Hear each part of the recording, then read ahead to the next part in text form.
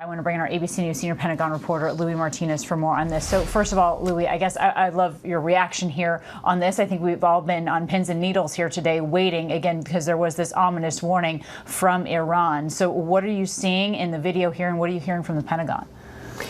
Kana, officials here are taking everything essentially at face value. They honestly don't know where the situation is going to go in terms of these warnings that we're seeing on both sides. Some going out through social media, others through press conferences or comments being made by senior Iranian leaders. But when we saw that the senior Iranian army leader was talking about punitive action, he kind of indicated that that would be different than what we have seen so far. So that begs the question: what exactly is he referring to when he's talking about a direct threat on Israel? That hasn't happened so far, and I haven't been able to find anybody who can provide clarity on that. At the same time, you have President Trump, who's taken to social media, and as you said, he put out the direct threat, so it seemed, to Iran's supreme leader. But at the same time, last night, he issued a post on social media where he indicated that everybody should leave Tehran, and that got everybody spun up. And today, later in the night, he was asked about it, and he said, oh no, I just wanted everybody to be safe. Meanwhile, that post, what it did was just get everybody really concerned that the United States might get involved in some action.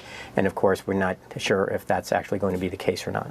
It certainly is, especially when you know that Israel has plans to take out some nuclear sites in Iran that they very openly say they don't have the capacity to do without military support from the United States. Louis, just passing this along to you as it comes in here, we're hearing from Fire and Rescue in Israel saying multiple reports have been received of projectile impacts in the coastal, southern, and central districts. So they're saying there's several fires in open areas right now. So this is, as we're hearing, right, these missiles, they are actually hitting in some of these places now throughout Israel, Louis.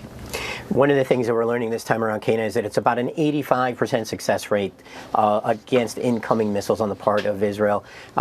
During the last two episodes last year, what we saw was almost a 95 to 98% success rate in bringing down some of the Iranian missiles that were headed towards Israel.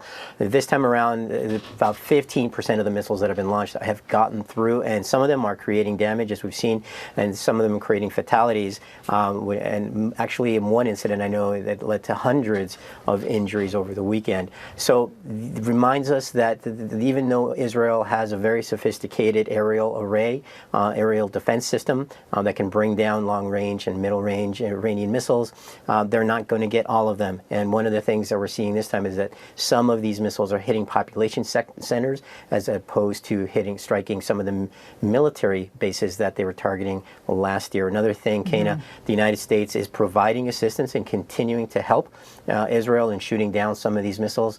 We know that there are 2 U.S. Navy ships in the Eastern Med that are providing assistance, and we have these 2 high-altitude air defense systems known as THAAD that are also supplementing what Israel has to try to bring down this continuing barrage now for the last couple of days. Right, remaining in this defensive posture is what the U.S. is doing right now, Louis. But the IDF saying they've done some situational assessment now, and they're saying the Homefront Command has published that it is now permitted to leave the protected spaces, but they want the public to continue to follow instructions again from Homefront Command. So we've got the United States surrounding there in this defensive posture, and now the IDF reacting to what just happened. The Homefront Command is essentially, think of like the U.S. Northern Command. It takes care of the homeland. That's the military portion of the IDF, the Israeli Defense Forces, that is centered on internal protection. And so they're the ones that are advising Israel's citizens whenever there is information that indicates that there are inbound missiles. That's the term they use, identifying. That means that they're tracking through radar that missiles are inbound. And they're also the ones that are telling the population, the civilian population of Israel, that it's time to head to a bunker, or that it's now, as sounds like right now, that they've gotten the all clear in some areas. But again, it's part of the distinction, and we're all learning these new terminologies, right? Because but obviously everybody in Israel gets these on their phone. You get this warning system, and just by locale, it appears as a map of Israel, and it appears and tells you exactly where you should, that's an area where you should look for cover. So highly sophisticated system that they have there. It certainly is, and given these tense few days here, we know they've been advising Israeli citizens to make sure that they're near a bunker. I also want to bring in our ABC News contributor and former senior CIA field operative Daryl Blocker for more on this. So first of all, Daryl, you just heard Louis' assessment of what we saw moments ago there in Israel. Again, the United States at this point remaining in a defensive posture, but we don't have the details of this meeting that the president had with his national security advisors. And I think the big question here is, does the U.S. move forward with perhaps a diplomatic solution or a military solution? I think the most effective, Kana, is to move on a two-pronged approach. Diplomacy should never be abandoned, and at the risk of increasing or making things worse, the NSC and of course their counterparts in Israel should continue to talk and make sure that the world understands who's involved and who's doing what. And in your assessment here, Daryl, we've had a couple of people say, look, the next 24 to 48 hours are vital in the Middle East. However, the window for military action, if it were to involve the United States, because Iran is so depleted in this moment, their proxies are depleted in this moment, they're looking at the next 6 to 12 hours, Daryl.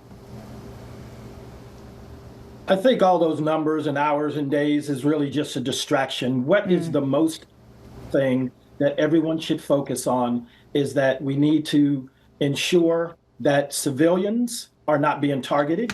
We need to, that the Iranians have an actual opportunity to come to the table and say we give, as the president said, unconditional surrender.